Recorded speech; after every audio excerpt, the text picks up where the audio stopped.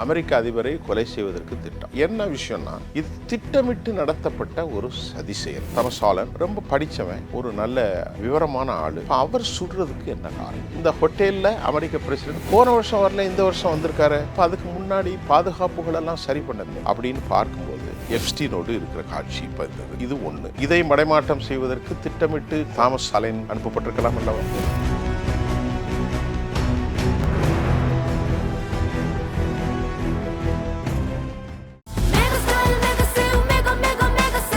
சென்னை சில்க்ஸின் mega summer sale. Aachi masala எந்த சமையலும் ருசி தேடும் ரகசியம் ₹20. ஐபிசி தமிழ் நேயர்களுக்கு வணக்கம். இன்னைக்கு பத்திரிகையாளர் சுஃபியன் நம்மளோட இணைஞ்சிருக்காரு. வணக்கம் சார். வணக்கம் நிதிஷ். ட்ரம்ப் பதவிக்கு வந்தது இல்லை அந்த தேர்தல் அந்த காலகட்டத்தில் இருந்தே தலைப்புச் செய்திகள் அவருடைய பேர் வந்து நம்ம நிறைய பார்த்துருக்கோம். அது சர்வதேச அளவுலையும் சரி, நம்ம ஊர்லேயும் சரி, ட்ரம்ப் பற்றி நிறைய விஷயங்கள் பேசிக்கிட்டு இருக்கோம்.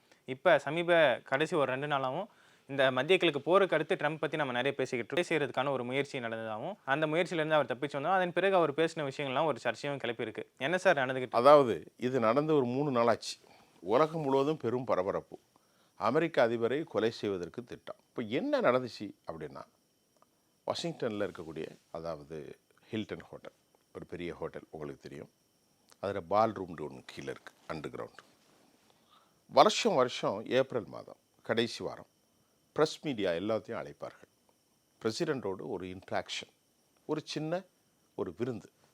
அதன் மூலமாக having lot of issue, they are raising the question to the president without reluctancy, எந்த தயக்கமும் இல்லாமல் கொடுப்பார்கள். ஜஸ்ட் அ ஃபன்னு, ஒரு இன்ட்ராக்ஷன்.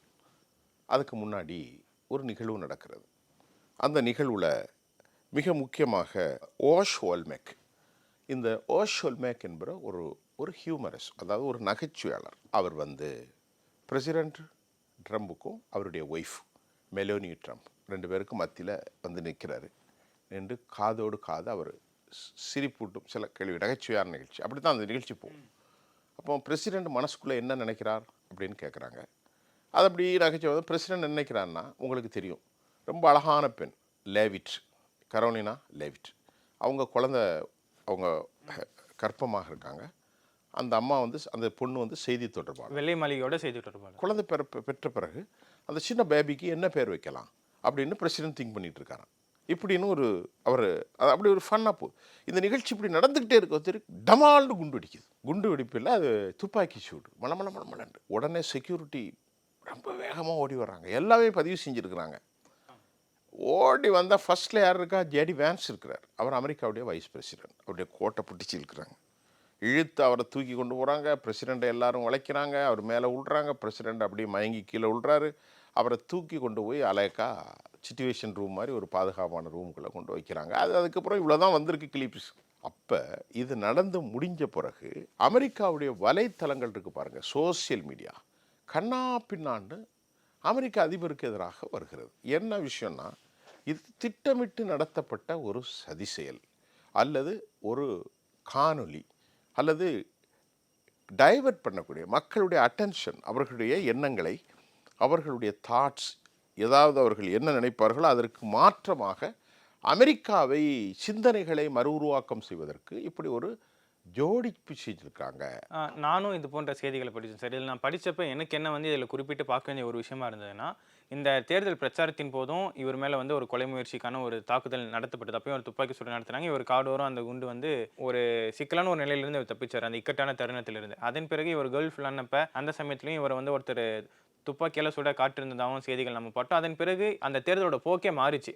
அதுக்கு முன்னாடி வரைக்கும் கமலா ஹாரிஸ் தான் வின் பண்ணுவாங்க அப்படிங்கிற மாதிரியான வந்த கருத்து கணிப்புகள் இந்த நிகழ்வுகளுக்கு அப்புறமா ட்ரம்ப் வின் பண்ணுறதுக்கான வாய்ப்பு இருக்குது அப்படிங்கிற மாதிரி மாறிச்சு. ஸோ அவர் மேலே மக்களுக்கு இருக்கக்கூடிய அந்த ஒரு எண்ண ஓட்டத்தை மாற்றுறதுக்காக இருந்த மாதிரி செஞ்சிருக்காரு அப்படின்னு சொல்லிட்டு அந்த செய்திகளில் படிக்க முடிஞ்சது. அதே ஒரு விஷயத்தை இப்போ அவர் திரும்பி கையாண்டிருக்காரு அப்படிங்கிற மாதிரியான ஒரு விஷயங்கள் தான் நீங்கள் சொன்ன மாதிரியே அதில் பேசப்பட்டது.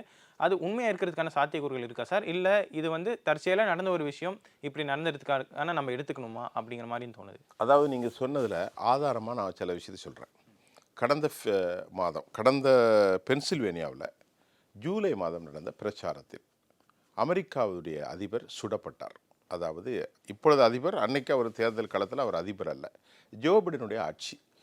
வந்து அந்த பென்சில்வேனியாவுடைய கூட்டத்தில் தாமஸ் குரூக்ஸ் அவர் வந்து கைது செய்யப்பட்டார். அவர் தான் சுடுறாரு. காதுக்கு பக்கத்தில் ஒரு ஆசி போகிறது. அமெரிக்காவில் ஒரு பெரிய சிம்பத்தி வேவை கிரியேட் பண்ணிச்சு. அதுக்கு முன்னாடி வரைக்கும் ஜோ பிடனுடைய ஆட்சி வந்து ரொம்ப மோசமாக இருக்கிறது. ஜோ பிடனுடைய டெமோக்ராட்ஸினுடைய பாலிசி ரொம்ப புவர் அப்படிங்கிற மாதிரி அங்கே ஒரு கன்வர்ஷன், அதாவது அமெரிக்காவோட ஒரு வெள்ளை இனக்குழு, வெள்ளை இன ஆதிக்கம். இப்பொழுது எப்படி இந்தியாவிலே பாரதிய ஜனதா ஹிந்துத்துவ ஐடியாலஜியை பரப்புகிறார்களோ, ஹிந்து தேசியவாதம், அதே போன்று அமெரிக்காவினுடைய வெள்ளை தேசியவாதம், அதன் தலைவராகத்தான் இவர் செயல்பட்டார். வெள்ளையர்களுக்குத்தான் America America America make America great again. இப்போ இந்தியர்களை பார்த்து கூட நேற்று என்ன சொன்னார், அவர்களெல்லாம் நரக கூலி, அங்கே வந்து 2 குழந்தை பெறுகிறார்கள், அதற்கு பிறகு அந்த குழந்தை அமெரிக்காவுடைய சிட்டிசன் ஆகிறது. சீனர்களும் அப்படித்தான், அதற்கு பிறகு இந்திய தாய் தந்தைகளும் சீன தாய் தந்தைகளும் எங்கள் நாட்டிலே உட்காந்து நரக கூலி. நமது பிரைம் மினிஸ்டர் வந்து ரொம்ப மௌனமாக தான் இருக்கார். அவங்க வெளியில கர்ப்பம் ஆயிட்டு வந்து இங்க 11 மாசம் தங்கி குழந்தை பெற்றுட்டு அமெரிக்கா பிரஜை ஆயிடுறாங்க. இந்த மாதிரியான கருத்துக்கள்லாம் இதெல்லாம் ரொம்ப மோசமான கருத்து. அரபுகளுக்கு இடம் கிடையாது, அதெல்லாம் மெக்சிகன்ஸு உள்ள அலோவ் பண்ண மாட்டேன். அப்போ அவர் ஒரு யார், தேசியவாதி, ஜங்க். அதாவது தேசியவாதம் என்பது இந்தியாவில் என்ன நடக்குது, இஸ்லாமியர்களுக்கு எதுவும் இடம் கிடையாது, மற்ற எல்லாத்துக்கும் இடம் உண்டு, இலங்கை தமிழர்களுக்கு கிடையாது. பாரதிய ஜனதா சொல்வது 45 வருஷமாக தமிழுங்க இருக்கான், அவனுக்கு ஒரு கொட்டடியில் தான் படுத்திருக்கான். அவனுக்கு நீ என்ன கொடுத்தா? பிறந்த போது 84 குட்டிமணி ஜெகன் வந்து கண்ணை நோன்ன பிறகு வந்தாங்க, அவ்வளோ பேரும். மேதகு அவர்கள் மரணத்திற்கு முன்பே இங்கே வந்துட்டாங்க. அது 2009 தான் இந்த பிரச்சனை நடந்துச்சு. அவர்களை இன்னும் நீ வச்சிருக்கா. அப்போ இந்த திமுக அரசு யாரும் கேட்கல. இது அமெரிக்காவுடைய பாலிசியில் இதுப்பையும் கேட்கணும். இதைத்தான் முதல்ல இருக்கணும். தமிழ்நாட்டிலுடைய அரசியல் கட்சி எல்லாம் நடிக்கிறாங்க. இந்த 45 வருஷமாக ஒரு குரூப் இருக்குது, அவங்களுக்கு சிட்டிசன் கொடுக்கல, இவன் நாட்டில் என்ன தேன்பாலமாக ஓடிட்டுருக்கு. அப்போ அமெரிக்காவுனே அதே கூத்து. இப்போ நீங்கள் சொன்ன மாதிரி பென்சில்வேனியாவில் தாமஸ் குரூக்ஸ் பாயிண்ட் நம்பர் 1. அடுத்து வந்து அதே இதில் செப்டம்பரில் ஒரு கோல்ஃப் மைதானம், அதில் ஃப்ளோரிடாவில் நடக்குது. இது பென்சில்வேனியா. செகண்ட் ஷாட் வந்து ஃப்ளோரிடாவில் கோல்ஃப் மையத்தில் வந்து ரியான் ரூத், இவன் ஏற்கனவே திட்டமிட்டு வைத்ததாகவும் அவனுக்கு ஆயுள் தண்டனைகள் வழங்கப்படுகிறது. 3வது பிப்ரவரி வந்து Packer Martin, Alan Packer Martin, அது 3வது சம்பவம்.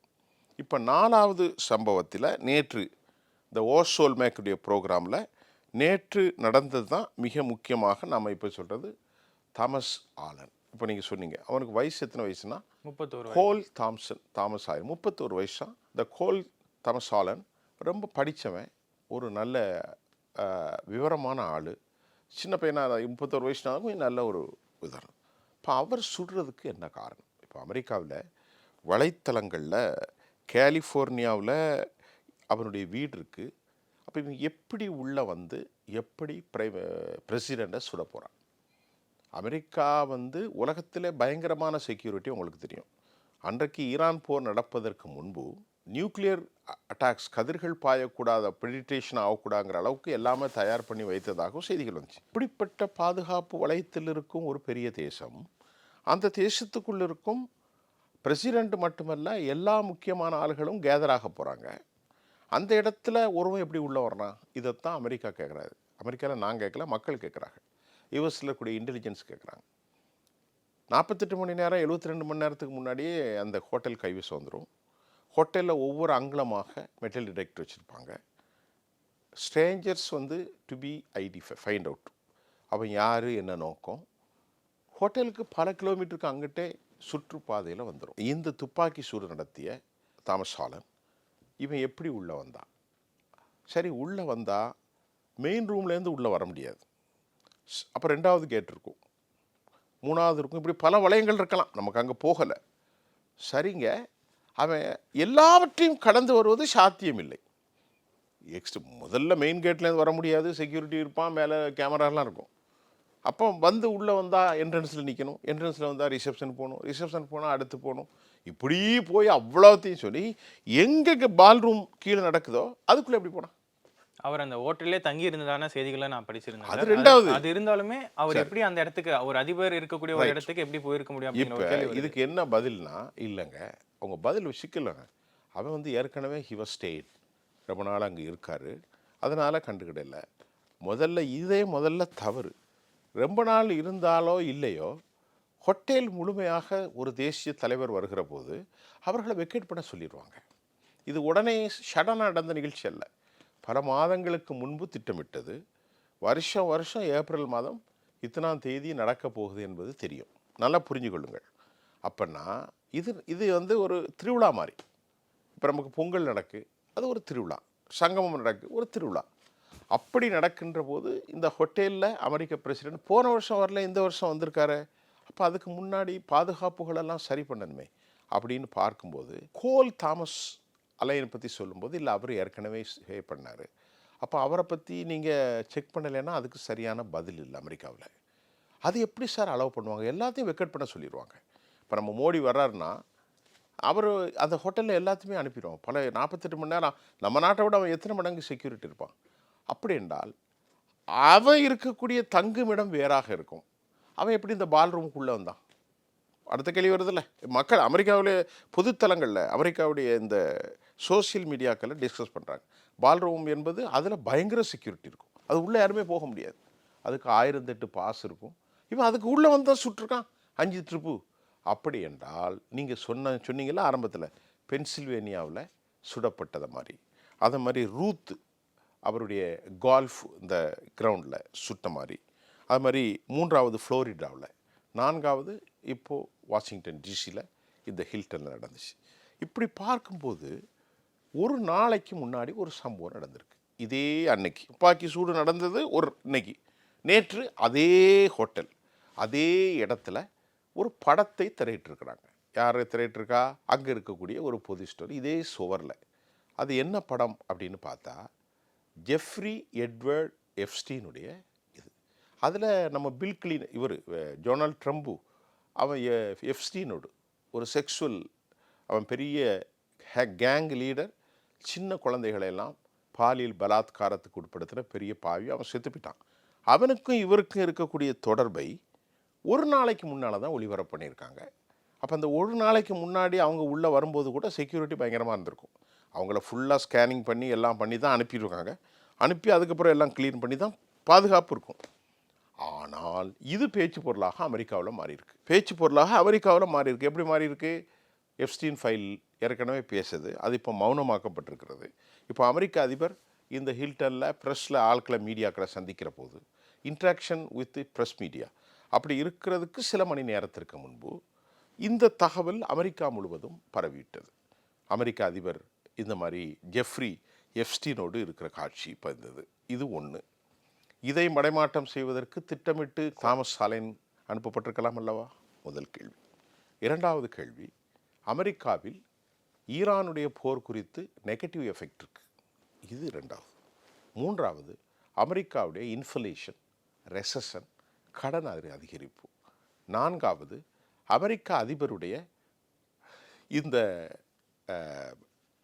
டேக்ஸ், ரெசிப்ரோக்கல் டேக்ஸ், பரஸ்பரம் கிரீன்லாந்தை பிடிப்பேன், கனடாவை பிடிப்பேன், கியூபாவுக்குள்ளே படம் எடுக்கிறது, ஈரானுடைய படம் எடுக்கிறது, சீனா மேலே 100% போட்டார், இந்தியாவுக்கு 50%. இது வந்து அமெரிக்காவுக்கு பெரிய சிக்கல் ஏற்படுத்தியிருக்கு. அமெரிக்க மக்கள் ரசிக்கலை.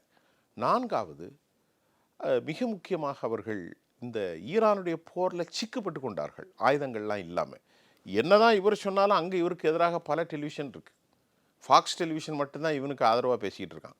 மற்ற டெலிவிஷன் எல்லாம் அமெரிக்க அதிபருக்கு எதிராக இருக்கும்போது இந்த கருத்து பெனிட்ரேஷன் தி ஹோல் சொசைட்டி, மக்களுடைய சமூகங்களுக்குள்ளே உள்ளே போயிட்டு. இப்போ அமெரிக்க அதிபர் இந்த போரை நிறுத்துறதுக்கு காரணம் என்ன? பெட்ரோல் 90க்கு கீழே வந்தது, இப்போ 120 126 போயிடும். அமெரிக்காவில் வாங்கு திறன்கள் $3 வாங்கின 1 கேலன் பெட்ரோல் இப்போ 5க்கு மேலே போயிட்டு. செப்டம்பரில் எலெக்ஷன் நடக்க போகுது, அதாவது மாகாணங்களுக்குடான எலெக்ஷன். இவர் மீது சில கேஸுகள் பெண்டிங் கேஸ் இருக்குது, வரி ஏய்ப்பு கேஸுகள், இந்த எப்ஸ்டீன் பல பிரச்சனைலாம் இருக்குது. இப்போ இதனால் அமெரிக்க பொது சமூகம் ஒரு அன்டிசர்வ்டு, தகுதி இல்லாதவனை கொண்டு வச்சிட்டோமோ அப்படிங்கிற மாதிரி இவருக்கு நெகட்டிவ் எஃபெக்ட் வரப்போகுது. அமெரிக்காவில் ஒரு கருத்து கணிப்பில் 40 விழுக்காடு இவர் செட்பேக் ஆகிட்டார் போன முறையை விட. அப்போ இதை வந்து இந்த அட்டென்ஷன் இருக்குது பாருங்கள், மக்களுடைய எண்ணம், இதை மாற்றுறதுக்கு ஒரே வழி துப்பாக்கி சூடு. துப்பாக்கி சூடு அவர் உள்ளலாம் போய் சுடலை, வெளியே பட்டுன்னு 4 இடத்த சுட்டிருக்காங்க. அப்படி சுடும்போது அமெரிக்க அதிபர் உயிருக்கு ஆபத்து. செய்தி வருமா வராதா? அப்படி வரும்போது அவர் மேலே ஒரு சிம்பத்தி வரும், ஒரு பரிதாபம் என்ன வரும், பாவம் நான் இந்த தேசத்துக்காக எவ்வளோ பாடுபட்டேன், make America great again, the people of America, என்னை பாருங்கள், உங்களுக்காக உழைத்த எனக்கு ஓட்டளியுங்கள். நம்ம நாட்டில் கேட்குறால இதே சூழ்நிலை உருவாக்குறதுக்கு தான் ஒருத்தனை கொண்டு விட்டு சுட்டதாகவும், இப்போ அவனை எப்படி தப்பிக்க வைக்க முடியும் அப்படின்ற கேள்வியில் இப்போ அவனை கொண்டு வந்துட்டான். அவன் மென்டலாக சரியில்லாத ஆள். யார்? இந்த கோல் இவன். அப்போ தான் அவன் ஈஸியாக வழக்கிலேருந்து அவனை அனுப்பிடலாம். அவன் வந்து உளவியல் ரீதியாக சரியில்லாத ஆள், டிப்ரெஷனாக இருக்கான் அல்லது மேனிக்காக இருக்கான். அவனை உடனே மாத்திரை கொடுத்து சரி பண்ணிடலாம். அதுக்கு நிறைய மாத்திரைகள்லாம் இருக்குது இந்தியாவிலலாம், உலகம் ஃபுல்லாக வந்துட்டு. சிக்மண்ட் ஃப்ராய்டுடைய மாத்திரைகள் இருக்குது. அப்போ என்ன ஆகும் தெரியுமா? அவன்கிட்ட ஒரு பரபரப்பு ஏற்படுத்துகிற மாதிரி ஆயிரும். மக்களுக்குள்ள ஒரு செட்டன் பெர்சன்டேஜஸ் ஓட்ட, ஆஹா தேசத்திற்காக உழைத்தவருக்கு இவ்வளோ உயிருக்கு ஆபத்தா, 4 முறை இந்த தேசத்திற்காக, நம்ம நாட்டில் பேசுவோம்ல, திராவிட இயக்க தலைவர்கள் 4 முறை இந்த மக்களுக்காக உழைத்து ஓடோகி போனார், உங்களுடைய வாக்குகளை அவர்களே, அந்த மாதிரி இப்படி கொண்டு வர்றதுக்குத்தான் இந்த நடவடிக்கை அப்படின்னு இப்போ அமெரிக்காவில் கடும் பரபரப்பு ஏற்பட்டிருக்கிறது. இப்போ இது ரொம்ப அசிங்கம் தானே சார்? நான் இப்போ இதில் இன்னொரு செய்தியும் பார்த்தேன் சார். என்னென்னா, இந்த ஈவெண்ட் ஸ்டார்ட் ஆகிறதுக்கு முன்னாடி கரோல் லியட் வந்து செய்தியாளர்களை சந்திச்சிருக்காங்க. அப்போ அவங்க வந்து ஒரு விஷயத்த சொல்லியிருக்காங்க. பட் அது விளையாட்டாக நம்ம சொல்லுவோம் சார், வஞ்ச புகழ்ச்சினே அந்த வகையில் சொன்னாங்களா இல்லை எந்த வகையில் சொன்னாங்கன்றது சரியாக தெரியல. அவங்க என்ன வந்து அந்த இடத்துல வந்து குறிப்பிட்டிருக்காங்கன்னா, இன்னைக்கு நடக்கக்கூடிய இந்த ஒரு விருந்தில் வந்து பார்த்தோன்னா பல ஷார்ட்ஸ் வந்து நாங்கள் அடிக்க போகிறோம் அப்படின்னு சொல்லிட்டு அவங்க ரொம்ப குதூகலமாக சொல்லியிருக்காங்க. அது வந்து அந்த ஒரு கேள்வி தான் சார் இப்போ இந்த இடத்துல வந்திருக்கு. இவங்க சொல்றது வந்து அந்த விருந்தில் எடுத்துக்கூடிய உணவுப் பொருட்களை பற்றி சொல்லியிருக்காங்களா, இல்லை இந்த மாதிரி துப்பாக்கி சூடு நடக்க பற்றி சொல்லியிருக்காங்களா? என்ன ஷார்ட்ஸ்? வீடியோ ஷாட்டா இல்லது துப்பாக்கி ஷாட்டா சார்? அதுதான் சார், இல்லது பீரை உடைக்க புஷ்டு ஷார்ட்ஸுக்கா? என்ன ஷார்ட்? இதை தாண்டி இன்னொரு விஷயம் வந்து அவங்களுடைய கணவர் அங்கே அந்த விருந்தில் இடம்பெற்றிருந்தவர் வந்து பார்த்தோன்னா ஃபாக்ஸ் நியூஸோட லைவ் போயிட்டு இருந்த சமயத்தில் அதில் வந்து குறிப்பிட்டிருக்காங்க, அந்த செய்தியாளர் குறிப்பிட்டிருக்காங்க, அவர் வந்து அந்த இடத்துல மேஜையில் இருந்துக்கிட்டு எல்லாரும் கொஞ்சம் பாதுகாப்பாக இருங்க அப்படிங்கிற மாதிரி எச்சரிக்கை கொடுத்ததா சொல்லியிருக்காங்க. அந்த அது துப்பாக்கி சூடு நடக்கிற சமயத்துக்கு முன்னாடி அந்த நேரலையில் வந்து செய்தியாளர் குறிப்பிட்டிருக்காங்க, எல்லாரும் பாதுகாப்பாக இருங்க அப்படின்னு சொல்லிட்டு சொல்லியிருக்காரு. அப்போ முன்கூட்டியே இவங்களுக்கு இந்த விஷயம் தெரிஞ்சதுனால தான் இப்படி அந்த ஒரு பல ஷார்ட்ஸ் அடிக்க போகிறோம் அப்படின்னு சொல்லிட்டு அவங்க மனைவி சொல்லியிருக்காங்க. அவங்க செய்தி தொடர்பாளர். ஓகே, இவர் வந்து பாதுகாப்பாக இருங்க சொல்றாரு. அப்ப இவருக்கும் அந்த செய்தி தெரிஞ்சிருக்கு, பாதுகாப்பா இருக்கணும். யாருக்கு? கரோலின் லியாட்டோட கணவருக்கு. இன்னொரு கேள்வியும் லேவன்ட், அதாவது கரோலின் லேவன்ட்டுடைய, ஆமா சொல்லியிருப்பாங்கல்ல, எங்க நாங்க இப்படி செட்டப் பண்ணி வச்சிருக்கோம், இப்ப துப்பாக்கி சூடும் பாதுகாப்பா இருங்கப்பா. எல்லாம் கேவலப்பட்டு போச்சு. நம்ம ஊர் அரசியல்வாதிலாம் எவ்வளோ பரவாயில்லப்பா, ரொம்ப ரொம்ப ரொம்ப ரொம்ப ரொம்ப ரொம்ப மோசமான ஒரு லெவலுக்கு போச்சு. உலகத்திலே இப்படி ஒரு அரசியல் தலைவனை நான் பார்த்ததில்லை. ஏன்னா இந்த ஈரான் போரில் கூட அவர் சொல்கிறத யாருமே டசன் கேர் அபவுட் இட். இப்போ ட்ரம்ப் சொல்லுவார் அப்படிங்கிற மாதிரி ஒரு மதிப்பு குறைஞ்சி போச்சு. ஆரம்பத்தில் நிக்சனுடைய பிரச்சனை ஒன்று இருந்துச்சு, ரொனால்ட் ரீகன் இருந்தார், ஒபாமா இருந்தார், இப்போ பக்கத்தில் ஹில்லாரி கிளின்டனுக்கு முன்பு பில் கிளின்டன் இருந்தார், எல்லாருமே இருந்தாங்க. இப்போ யாருமே மதிக்கிறது இல்லை. அதனால் இப்போ அவருக்காக இன்னும் 1 வருஷம் 1.5 வருஷம் இருக்குது. இதுதான் உண்மை. இப்போ நீங்கள் சொன்ன மாதிரி அமெரிக்காவில் உடனடியாக இன்டெலிஜென்ஸாக மாறிடுவாங்க, புலனாய்வுத்துறை. நீங்கள் சொன்ன மாதிரி பாதுகாப்பாக இருக்கிறதுக்கு என்ன அசைன்மெண்ட்டு ஏதாவது இருந்துச்சா, இல்லை உளவுத்துறை ஏதாவது அமெரிக்காவுடைய சிஐஏ கொடுத்தாங்களா உள்ள துப்பாக்கி சூடுன்னு? இது ஏற்கனவே நல்லதாக போச்சு. இதை டைவெர்ட் பண்ணி ஈரான் போர்னு சொன்னால் உடனே அவங்க மறுத்துட்டாங்க. அது ஈரானுக்கு இதுக்கு சம்மந்தம் இல்லைன்னு. ஈரான் இப்படி இவ்வளோ பெரிய தலைவருக்கு எதிராக இவ்வளோ மோசமான பாதுகாப்பு வச்சுருக்கீங்களே என்று அவர்களே உளவாளிகளால் சிக்கி போயிருக்கிறாங்க. உள்ளே போய் 15 பேரை காலி பண்ணி போட்டாங்க. இப்போ அவங்களே கிண்டல் பண்ணக்கூடிய அளவிற்கு இன்றைக்கி நிலைமை மாறி இருக்கிறது தான். இதில் வர பேசுகிறதுக்கு வேறு செய்திகள் இல்லை. இது 10ஓடு 15 செய்தியாக கடந்து போகும். இது அமெரிக்காவுக்கு பர்சனலாக இவருக்கு ஒரு டிராபேக். மீண்டும் ஒரு பொய்யராக அவர் உருவாகி இருக்கிறார். புரியுதா உங்களுக்கு? ஈரான் விவகாரத்தில், இஸ்ரேல் விவகாரத்தில், மத்திய கிழக்கு விவகாரத்தில், உக்ரைன் விவகாரத்தில் ஜெலன்ஸ்கியோடு அவர் நடந்து கொண்டது பெரும் கேவலம். நடு ரோட்டில் உட்காந்து சட்டையை பிடிச்சி கேட்டாங்க. அதை தாண்டி அவர் இந்த எனக்கு ஏன் கோட்டு போட்டு வரல, அமைதிக்கான நோபல் பரிசு கொடுக்கணும் அப்படின்னு சொல்லிட்டு அவர் அது இங்கே எஜிப்டில் அவனுக்கு கூணுது நம்ம சபா ஷெரீஃப். ஏன்னா அவனுக்கு இவன் ரூபா கொடுத்தா தான் கதை ஓடும் பாகிஸ்தானை பொறுத்தவரை. புரியுதா உங்களுக்கு? அசீம் முனீர் இவனுக்கு ஒரு ப்ரொவைடட் $4 பில்லியன். எதுக்கு? பாகிஸ்தானுக்கு. இப்போ 27,000 கோடி இவன் கொடுத்துட்டான். யார்? நல்ல பேரில் சவுதி அரேபியா.